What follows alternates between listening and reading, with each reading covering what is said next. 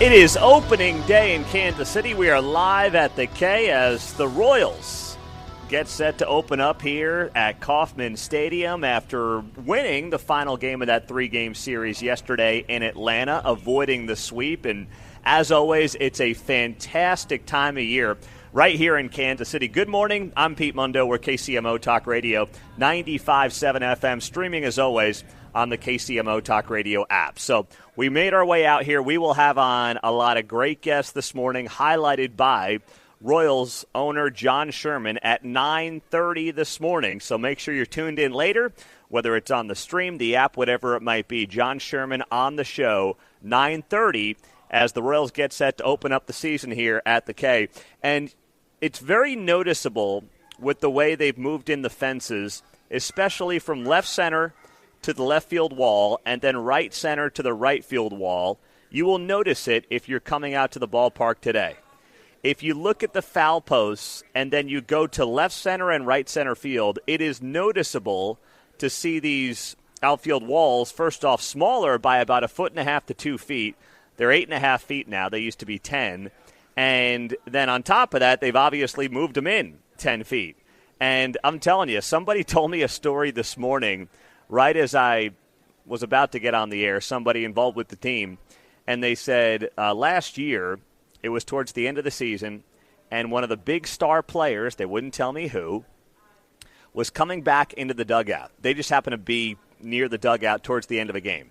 One of the star players comes back into the dugout after just drilling one to right center field. And, of course, it gets caught on the warning track. And this player walks into the Royals dugout, starts cursing up a storm, slams his helmet down, and says, "I hate this bleeping place," meaning the ballpark.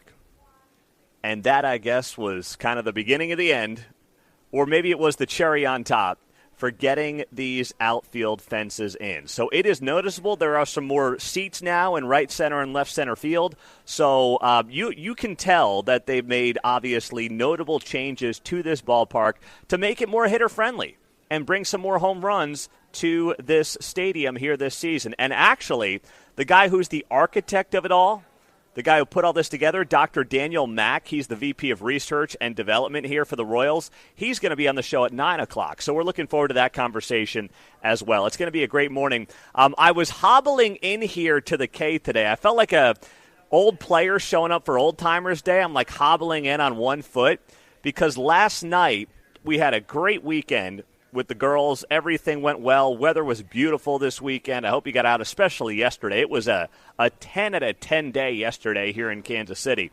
But I'm letting Woody out of the house to take his nightly leak before I put my head on the pillow, and my foot got caught in the storm door, and the back of my foot, my heel got torn up. I got about a 1.5 to 2 inch wound that would not stop bleeding last night after the back of my foot caught the storm door as I was walking back into the house last night. So it was like a bloody scene all over the place at about 9 o'clock, and I'm just trying to stay quiet so the kids don't wake up. That's going to hamper your pickoff move there, John. Yeah, exactly, John. So now I'm sitting here. I'm like, washed-up ball player hobbling around the ballpark this morning. It's kind of pathetic. All of Kansas City media is here, and I'm the guy, who needs a pair of crutches to get around. It's a bad scene, but, it's okay. I'm sure they're all laughing at me. They do that anyway around here, but, we'll get by. I got my bodyguard, Chris Castro, by my side, so if anybody tries to take advantage of me, I'm putting him on it. He's going to take care of it today. But it was... Looks like KCTV5's out there. I see the fences moved in a little there. Yeah, they look good, right? They look real good. Oh, yeah, more home runs, baby. Exactly. Luke Doris will join us here in about 20 minutes. He's out here live doing his hits for the weather for KCTV5. All the other TV stations are here as well. I don't know if we've got any radio folks here for morning radio. I'm not sure. Usually we're the only ones. The last couple of years, Castro's telling me there's no one else here, which is crazy. What about the guy who said that the Royals were going to be playing baseball in Overland Park by now? Where's he at? He's in Overland Park. Yeah. That's right. He's where he belongs. So, hey, man, we made the hustle out here, and it means that owner John Sherman's going to be joining us coming up at 9:35. Now, something I just casually put up on social media over the weekend that got a lot of attention. I happened to be down on Southwest Boulevard on Saturday night for dinner. And I had been down there in the last couple of weeks since they opened up the bike lanes on Southwest Boulevard. So normally you get off at Penway Street, as I'm sure a million of you have done. Some of you are doing it right now going to work. You get off at Penway Street, and then if you want to get off the Southwest Boulevard, you kind of make the right, then you got to make the left, right? So normally when you want to make that left on the Southwest Boulevard there off Penway Street, both lanes would turn to the left. Now only the left lane turns to the left because they've turned Southwest Boulevard into that one-lane street because they have those stupid bike lanes now set up, which when I did it for the first time 2 weeks ago, it was like 2 in the afternoon on a Wednesday. It wasn't a big deal. But then on Saturday night, you're trying to get down there, a little more hustle and bustle, people being out and about on a Saturday night. You get off at Penway Street, and then it takes you 6, 7, 8 minutes to get on the Southwest Boulevard, which then is totally backed up because it's down to one lane. Mm-hmm. Meantime, John, you got the bike lane, and there's no one because, of course, there's nobody in the bike lane. Last weekend after World of Wheels, we go down to Tacos El Gallo there on Southwest Boulevard, right at Summit. You can't park anywhere near the place. I mean, we were 3 blocks down, and they've done these dumb sculptured curve which wipe out about 2 parking spaces each. Yes. They have screwed that up so bad. So I just threw it up on X. It was like 11 o'clock. I got home on Saturday night, and I wrote, the Kansas City City Council putting bike lanes on Southwest Boulevard creates such unnecessary traffic to appease the 7 bikers who show up once in a while. Big mistake. So the mayor actually got in on the conversation. So he didn't want to get deep into it and probably say anything to me, but somebody responded, and they said, reframe the conversation. And they write here, less opportunity for idiots to hit 50 miles an hour on a busy road. And the mayor wrote back to that, he wrote, correct. And I write back, how about this for a reframe? You don't screw up perfectly fine traffic patterns because you're incapable of enforcing the law on a fairly major thoroughfare. Like, you're justifying adding bike lanes, not even because there's a lot of bikers. You're justifying it as a way to not have people drive 50 miles an hour on Southwest Boulevard? I mean, put a guy there and give him tickets. What are we doing here? And now on a Saturday night, I mean, you know, you want to come from out of town and get down to that part of Kansas City. It's not like there was a lot going on. There was not a lot of action. It was just the usual flow, and it was a mess. And I'm just thinking about it from a World Cup perspective coming up this summer, and people are going to be like, what's going on here in Kansas City? You have a city built for cars. Accept it, own it, and stop screwing it up because Councilman Eric Bike Boy Bunch and his 8 friends want to ride around and show off their moose knuckles on a Saturday morning. I mean, what are we doing here? It doesn't make any sense to me, but it's also very much par for the course. And I'm telling you, if you're going down, give yourself some extra time. I was already running late. We were running late. Kate and I were running late for this reservation because, you know, kids don't nap, and then they want you to put them to bed, and then you fall for the trap, and then they're screaming in the bed and the whole thing. And then getting to Penway Street, that was just the straw that broke the camel's back for me, and I was done. I was like, this. Now I've got a snail's pace to get to where I need to go because of bike lanes that were a waste of money, a waste of space, and a waste of time. But listen, there's a lot going on that's good right now in this town, including today at the K. The weather is going to be beautiful today if you're coming out for some opening day baseball. You've got highs in the low 80s. It's going to be windy, though. It's going to be a windy day today. So we got Luke Doris here on the scene, KCTV5 meteorologist. All the TV folks are here, and we'll be talking to a lot of great people this morning here on KCMO Talk Radio. Coming up, of course, it is the start of Holy Week, and there was some politics involved in the start of Holy Week.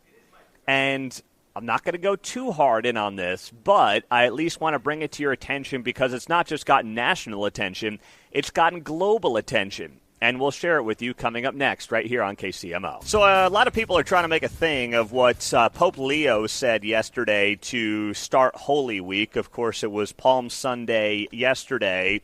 And the Associated Press wrote this piece because, of course, they want to figure out how to condemn President Trump. And if they can use the Pope to do it, even better. So Pope Leo said Sunday that God does not listen to the prayers of those who make war or cite God to justify their violence. These were comments that he made yesterday as he prayed during a Palm Sunday Mass in St. Peter's Square. And the Associated Press goes on to note, with the U.S.-Israeli war on Iran entering its second month and Russia's ongoing campaign in Ukraine, Leo dedicated his Palm Sunday homily to his insistence that God is the King of Peace who rejects violence. So here's the quote from Pope Leo that the Associated Press is wanting to use to tie basically Trump to Putin, the U.S. to Russia, and that's the goal of this piece in the Associated Press. The quote from Pope Leo reads as follows. Brothers and sisters, this is our God, Jesus, King of Peace, who rejects war, whom no one can use to justify war. He does not listen to the prayers of those who wage war, but rejects them, saying, even though you make many prayers, I will not listen. Your hands are full of blood. Now, that's from Pope Leo, and I don't have a huge issue with him saying what he said. I don't think it was a direct shot at the United States. I think you have a globe right now that is on edge. You have had, obviously, wars all around the world break out in the way that they have. And many would argue and make the case that what we have done in Iran was not wage war, but respond to direct threats to try to avoid larger war and protect our own people. So the AP wants to make this really about, obviously, the President of the United States. And they write here, after that quote from Pope Leo, they write, leaders on all sides of the war have used religion to justify their actions, especially Defense Secretary Pete Hegseth. Here we go, right? He's invoked his Christian faith to cast the war as a Christian nation trying to vanquish its foe with military might. Then they go on to note, Russia's Orthodox Church, too, has just justified Russia's invasion of Ukraine as, quote, a holy war, end quote, against a Western world it considers has fallen into evil. To compare Pete Hegseth to the Kremlin is such an absurd, even by the AP standards, that is such an absurd insult to anybody who's got any common sense and anybody who is not super partisan cutting on the left. But once you read through the piece, you realize what the game is here that's being played. I think Pope Leo's fairly innocuous statement is only directed at the United States if you want to interpret it as being directed at the United States. That's what it looks like to me. That's how it reads to me. It's not about the Pope taking a direct shot at this administration, because you can make the case what this administration is doing is trying to protect the world from a larger global conflict that can cost thousands, if not millions, of lives if the worst were to come to fruition. So that's what this is really about. And a lot of people were cheerleading this piece I saw yesterday from the Associated Press, and you can see it for what it is. I mean, it's so obvious what the goal is here of this piece. The AP and so many of these outlets, you think they actually care about Holy Week? You really think that they give a rip about anything related to Holy Week? No, they don't. What they care about is, hey, we can actually use Holy Week to blast on Trump and what this administration is doing. Sign me up. That's it. That's the only reason they want to tie in Holy Week and religion to anything in columns like this on the Associated Press, because that's the name of their game. And the scary part with the AP is that because newspapers have just been dying left and right, so many of them around the country end up just taking these syndicated pieces from the Associated Press that get masked as news. And it's not news, but you have to really understand the game that's being played here and read between the lines to get to the end goal, which is realizing all of this is hyper-partisan from the AP. And you might see it from others as well. That's what's really going on here. 913-408-7957 is the text line and the studio line on KCMO Talk Radio 95.7 FM. We're streaming, as always, on the KCMO Talk Radio app. On the text line, Pete, the Pope should realize and know that everybody in office around the entire world is put there by God himself. Yeah, I mean, there's absolutely.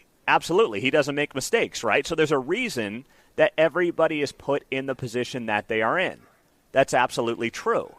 I don't think that's directly correlated to his quote about war, but once again, I totally get what you're saying there on the text line, 913-408-7957. So something to keep an eye on here as we start off the Holy Week, and of course people are going to want to make it partisan, they're going to want to make it political, and that in and of itself is a shame. There's no doubt about it. Now, this piece in the Kansas City Star as we roll through the morning here live at Kauffman Stadium, where we are here for opening day. Something else that we can hang our hats on here in Kansas City over St. Louis, because the Cardinals look like they're in for what's going to be a brutal season. I was talking to some folks in St. Louis over the weekend, and they're not very optimistic about their Cardinals this year. And we're obviously very optimistic about the Royals, despite the fact that this season's off to a 1-2 start. New data collected from the Census Bureau shows that Kansas City's metropolitan area grew by 3.4% over the last half-decade. From July of 2020 to July of 2025, we are now at almost 2.3 million people in the metro. And we've grown by about 75,000 over the last 5 years as a metro. Over in St. Louis, they have lost over 5,000 people. This is the metro over the past 5 years, according to the census estimates. So you've got Des Moines that's growing 6.6%. Omaha grew by 4.2%. Kansas City grew by 3.4%. Cincinnati up 2.7%. Indianapolis 5.4%. And St. Louis losing people while all these other Midwest cities continue to grow. How about that?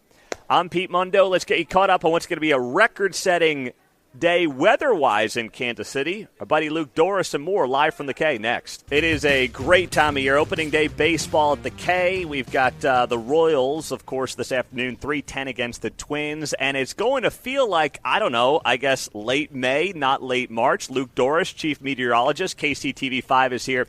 Luke, what are we looking at today, my man? Hey, brother. You said it, warm. And, in fact, today I'm forecasting a high of 87. That matches the average high for the 4th of July. Now, and the thing is, too, to make it all the sweeter, we don't have the humidity, so it's just warm. But nice weather for the home opener. This is like, to me, one of the landmarks as you go throughout the year weather-wise. It's like baseball season is here, baby. Yeah. Let's warm things back up. And today's certainly going to live up to that because it's the warmest that we've had I'm back to 2019 on home openers, and this is by far the warmest that we've had since then. So the only thing that we've got is a little wind. It is going to be windy. Yes, it is. But what's interesting about that is the way that the K is oriented, and we've got southwest winds that could push balls. We get some extra home runs. There you go. We got the new outfield walls that are 10 feet in, about a foot and a half shorter. So we could be a bandbox today. Man, I'm telling you, they're going to be socking dingers left and right. Just hope that it's the Royals and not the Twins, right? Exactly right. Exactly right. So I'm looking around. I mean, listen, all the TV stations are here. I don't know. Are you the only meteorologist here, though, today? No, I'm not. I've seen some others around. Okay. They're floating around. Yeah, they're.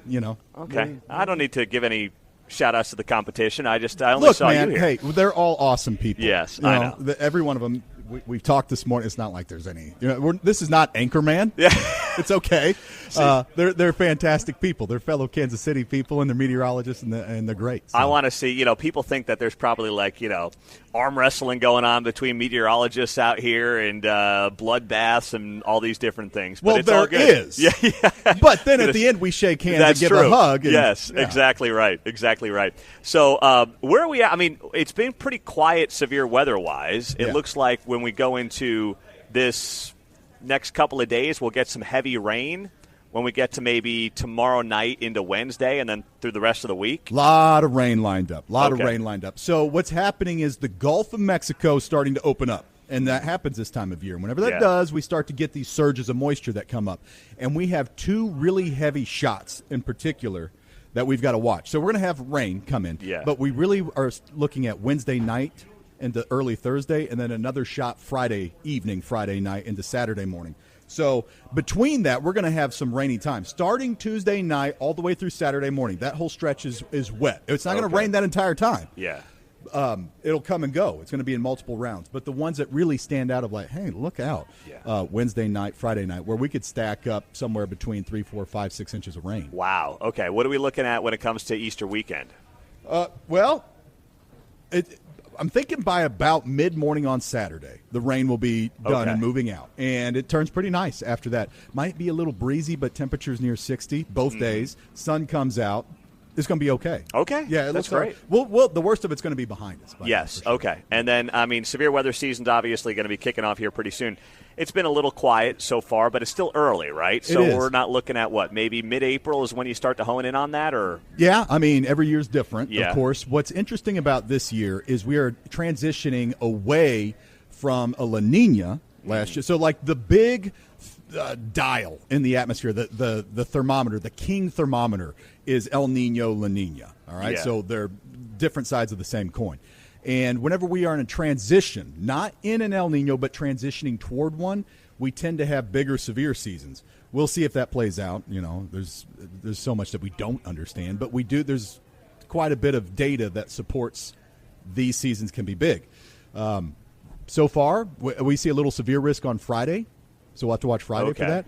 But nothing major on the immediate horizon for us. Anything with the warmer winter we had, does that play any role in any of this? Nah, not necessarily. Okay. No, there are some things that could be correlated where you have drought conditions can be something that kind of feeds upon itself. But a warm winter doesn't necessarily mean that you're going to have exceptionally warm weather continue. But, again, we're going into El Nino, and El Nino is what brings the hottest weather on average. There's all this heat energy stored up in the ocean that gets released to the atmosphere during El Nino years. Your hottest years globally are El Nino years. That doesn't mean locally, but usually that signals you're more likely than not to have a hot summer, so we'll see. All right, man. I know you got to get out of here, Luke. I appreciate you hopping over, brother. You bet, Thanks man. so much. Care. There you go. Luke Doris, KCTV5. Great to have him on the show as always. He's out here at the K. We are out here for opening day. He's squeezing us in before running around and back and forth the TV hits. So it's always great to get him on the show for a few minutes here on KCMO Talk Radio. I'll tell you what, man. It's a who's who on the TV side, but they let one radio station in. I don't know if we just were the lucky winners or what happened. Castro says no one else is here. Is that right? No? Okay, he's shaking his head. Chris did a full loop here. He's looking for somebody to, fight or something. I don't know. But you should see the beef between the engineers around this place. TV, radio engineers, they're at each other's throats. I'll take Chris Castro any day of the week. I will too, Mark. I'm lucky to have Castro having my back. I'll tell you that right now. This guy doesn't mess around. But, we're it on the radio side. So it's going to include John Sherman joining our show this morning at 9:30. Do not miss that here on KCMO Talk Radio. And it's going to be a great conversation with the Royals owner, who, of course, I was thinking about it. He bought the team right before COVID, late 2019. John Sherman becomes the majority owner of the Royals. And let's be honest, the timing, through no fault of his own, could not have been worse when you think about what came after that. COVID, digging out of it. 2021 was also kind of a mess. And then in the middle of it, you're trying to get this new stadium deal done, and that gets rejected by the voters a couple of years ago in Jackson County. And honestly, if that vote had been 5 years prior, it probably passes. I mean, I genuinely believe that timing is everything. And in the case of that stadium, it was 4 or 5 years of inflation under, Pops. And then you just talk about the fact that there was just a pushback from Republicans and Democrats on what they wanted and where they wanted the stadium to be, or if they wanted a new stadium at all.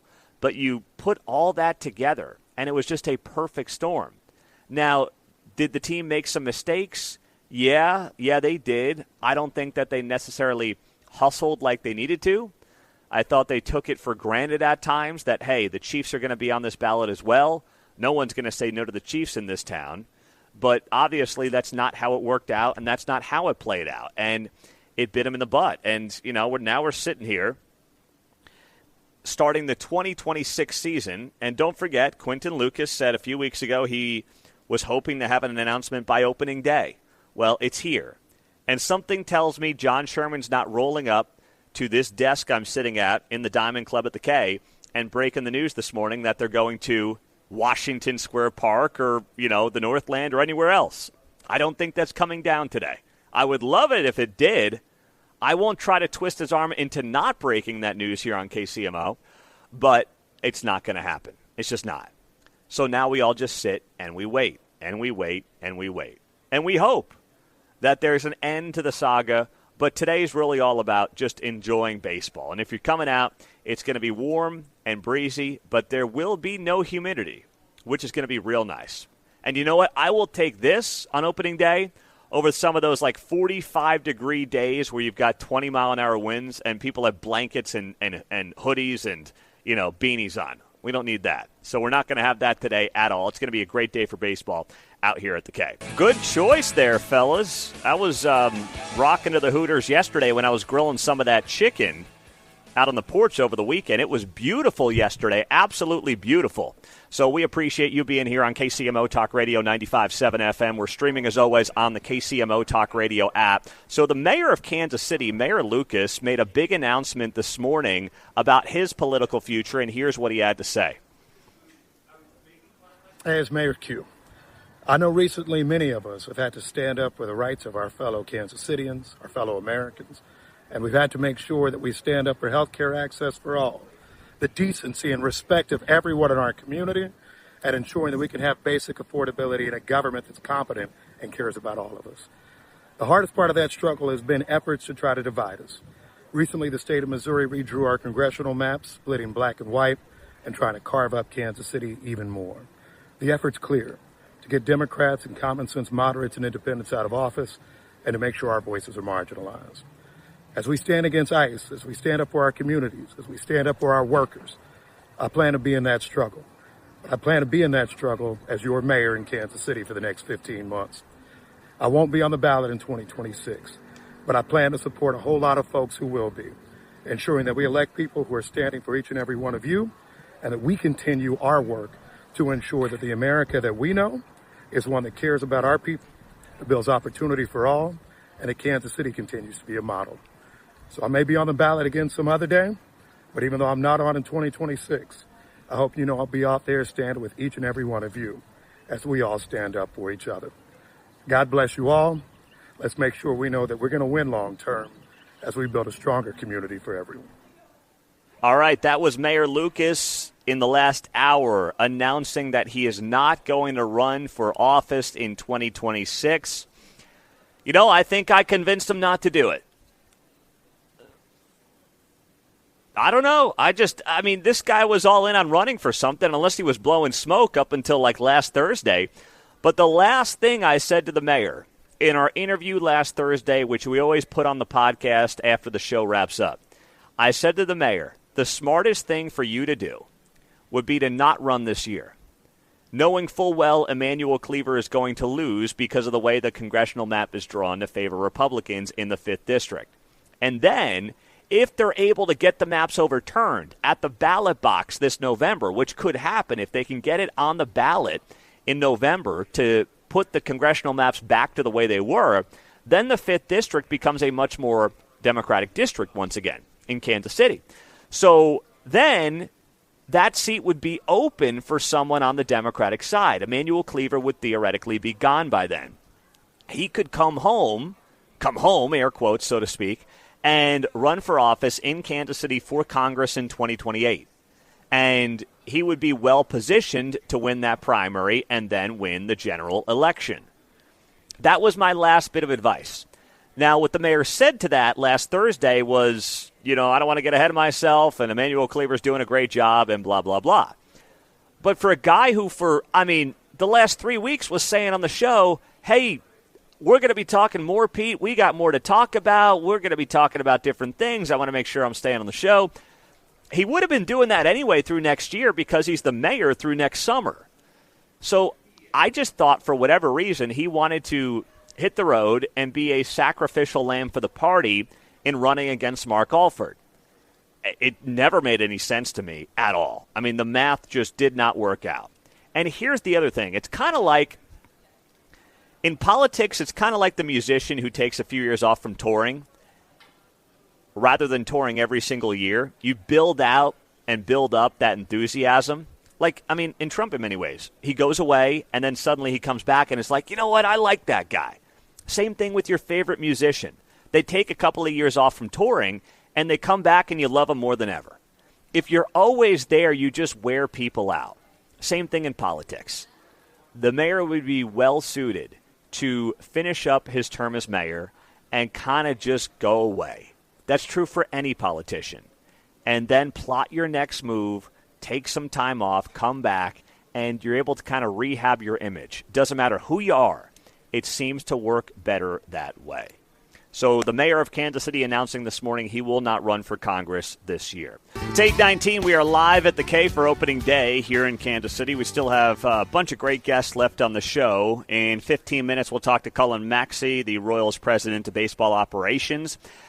Daniel Mack, who's the VP of research, and he's the guy who is the brain power behind bringing in the fences. And then we've got owner John Sherman at 9:30 this morning here on KCMO Talk Radio. Now, what I may say here may not be the most popular thing with those in this building or those listening right now, but that's okay. It's never been a popularity contest around here. But I'm a fan of what Bernie Sanders proposed late last week. Something I never thought I'd say because the guy's absolutely nuts. But you know what? A broken clock is right twice a day. Now, do I think this is going anywhere? No, I don't. But late last week, Vermont Senator Bernie Sanders and Texas Congressman Greg Cesar introduced the Home Team Act, a new bill aimed at protecting residents from being forced to fund new or relocated professional sports stadiums. They had a press conference last week. They specifically talked about the Chiefs. And the Home Team Act would require pro sports team owners to first offer locals the chance to buy the team, like what the Green Bay Packers have, that they are trying to relocate, and to keep them before those teams could receive large amounts of state and local tax funds and eventually leave. Representative Cesar says in the bill here, too often owners are getting richer while taxpayers and fans are getting screwed. You probably know that billionaires are underpaying workers in the economy. You may know that billionaires are buying our elections to ruin our government. But we also have to talk about how billionaires are destroying the simple things in life that make every day worth living, like rooting for our home teams.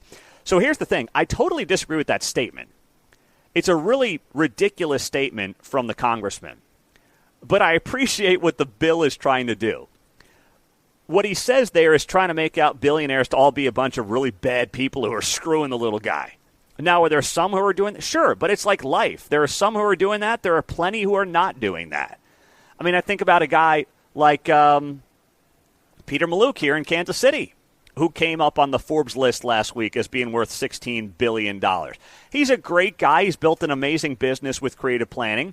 And on top of that, he's made a lot of his own employees very wealthy due to his vision and his growth of the business. So this whole, like, rip the billionaires thing, I don't like, and I don't think is fair, even though, yes, there are those people who are trying to screw the little guy. That's true all over the place, by the way. And I love how Bernie Sanders and Representative Cesar are out there blasting billionaires. No one likes them, but please, they will line up and they will kiss the feet of George Soros for a couple of bucks. So spare me that whole thing, okay? Please, spare me. But what they're trying to do here with the Home Team Act is admirable. And I don't think it's going anywhere. I don't think it's going to pass. I don't think Congress will do anything with it. But I like the idea that the conversation is being had at the congressional level where they realize these municipalities are getting royally screwed. And if you sit there and say to yourself, well, this is a local issue, in a perfect world it is. But here's what I would say. If you're a fan of the SAVE Act, the Save America Act, which is all about, voting in our elections and making sure that's done on the up and up, and, you think that Congress should override the states when it comes to voting, why should Congress not override the states on sports deals that screw municipalities and counties and states? Why? Because you could just say, in response to the Save America Act, well, we should just elect better people who don't give away our tax monies to sports stadiums. Yeah, we could also just elect better people locally who have better election laws, who do things like voter ID. So you can't pick and choose when you think an issue should be handled locally versus federally. It's clear that there is no end in sight to these stadium deals getting bigger and, as a result, worse. And the Chiefs deal actually came up in this press conference last week by Bernie Sanders as just an absolutely horrible deal. And that's because it is. And now you've got Kansas getting set to pass a budget that is running a several $100 million deficit. Think about that. Several $100 million deficit. Kansas has about a $3 billion rainy day fund, and they will burn through that real fast at the way they're going. And then come 2031, they'll be kicking in a ton of money on the sales tax side that otherwise would have gone to the state to now pay off the stadium. They are setting themselves up for a fiscal disaster in Kansas. And the people in charge are whistling past the graveyard and or just trying to get elected this year and not caring about anything else. That appears to be the only thing that is of interest to them right now. The long-term game, the long-term ramifications, completely irrelevant. They do not care one bit. They're going to pass a budget that's basically Laura Kelly's budget that will put them hundreds of millions of dollars in the hole, that they will have to take out of their rainy day fund to move ahead with the upcoming fiscal year. And then in 5 years, the real disaster strikes when all this sales tax monies that would have gone to the state otherwise is now going to go in the coffers to pay off a stadium in KCK. This state is, I believe, so screwed on so many levels. And these people running around the state that are going to be begging for you to vote for them for governor and slap them on the back and say, don't worry, the conservative cavalry is coming. Look at what they've done with supermajorities in the House and the Senate, and ask yourself if that is really going to happen when one of them gets into the governor's mansion or the other ones end up winning other statewide elected offices. Ask yourself if you really believe that. That's all I'm asking you to do. As, this conversation obviously continues on. And we'll ask John Sherman coming up in an hour where this team is at, where the stadium is at, and what this is all going to look like here in the not-too-distant future. Mayor Lucas said on this show that he wanted an announcement in his perfect world by opening day. Well, it's here. It's not going to happen that way. Something tells me that, I would love this from John Sherman, but I don't think he's going to come on the show in 1 hour and announce they're going to Washington Square Park. I don't think that's how this is going to play out. Live at the K for opening day. It is just a fantastic day to be out watching some baseball later today. It's going to be great if you get a chance to come out this way and watch the Royals play the Twins 3:10 first pitch here at Kauffman Stadium. We have owner John Sherman coming up in just over 10 minutes here on KCMO Talk Radio 95.7 FM. Some big news this morning on the Missouri side of the state line, and this is all happening right now because tomorrow's the filing deadline to run for office. And I like that it's in this late March window. I think it makes sense. We know the field. In Kansas, it's much later in the year. I believe it's the end of May. So you got a little more time on the Kansas side of the state line. But we'll know who's running for what seats by tomorrow at the end of business. And we found out earlier today that Nathan Willett, Kansas City Councilman, is going to challenge Chris Stigall for the open 6th Congressional District that Sam Graves is retiring from effective end of this year. He's not seeking re-election. And I believe that sets up a pretty fascinating primary. because both of these guys are most well known in the Kansas City area. That's obviously their bread and butter. It's all of northern Missouri, state line to state line, but a large part of the population base is right here in Clay and then to a lesser extent Platte counties. About 25% of the entire district is right here in Clay County. So I don't want to say if you win Clay County, you win the primary, but obviously having that base in Clay County is huge. And that's Chris's home territory. That's Nathan Willett's home territory. So these two guys are going to be slugging it out right in our backyard for a lot of these votes. And does Trump get involved? Trump obviously knows Chris through his radio show. Nathan has obviously a very strong bond here with Kansas City voters in particular as their first district councilman in Kansas City. What does that mean? He's got some ag background as well with his family. So I just think it's fascinating. Obviously, I like both guys a lot. I think they would both make outstanding congressmen. And I'm not sitting here riding any fence. I mean, what I've always told people is I don't endorse in a primary because, frankly, I don't think anyone cares what some guy on the radio would do with a vote in a place that he can't vote anyway. Now, in a general, listen, you know who I'm going to back, barring some unforeseen circumstances, all right? Like, you know where I'm going to be in a general. But in a primary, I'll cover both guys. I'll cover them fairly. They'll both come on the show. When they do something great or, have a fantastic moment on the campaign trail, we'll talk about it. If they do something kind of dumb or goofy on the campaign trail, we'll talk about it. That's just kind of how I've always handled these primaries going back, almost 10 years now as we get to start year 9 of this show actually later this week. So that's where I'm at on it. And if you are in the Northland, you now are going to have a fun primary on your hands. We also found out this morning that Quinton Lucas is not going to run for Congress this year in Missouri. I thought he was going to do it. I mean, he kind of talked like he was going to do it, unless he just wanted to be talked about leading up to knowing that he was not going to do it. That's always possible. But I thought he was going to do it just because, and I don't say this as a dig at him, because I think a lot of politicians are like this. They like running for office more than they like the job of being in office and doing the politics and creating policy. Being a politician is much more fun. Going on the campaign trail and doing things like, shaking hands and going to the dinners and having the drinks and, raising money, those are the things that they really enjoy. And I think Quinton Lucas is one of those guys. And listen, these people are all over both political parties. It's not a Democrat-Republican, a Quinton Lucas thing. I just think that's where he thrives, because if you see him in those settings, he is really good in those settings. He will take a room of 100 people, all of whom can't stand his policies, and you'll come out of that thing being like, you know what, that guy's all right. He's pretty good at what he does. I might be able to, get behind a guy like that. There's not many people who have that kind of talent. And if they do have that kind of talent, they typically have big political careers. His roadblock, though, is Missouri. His roadblock is the new congressional maps. But as I told him last week at the end of our interview, I'm not saying he took my advice. I'm sure that he was going to do this anyway. I joked on X this morning that he did, but I highly doubt he did.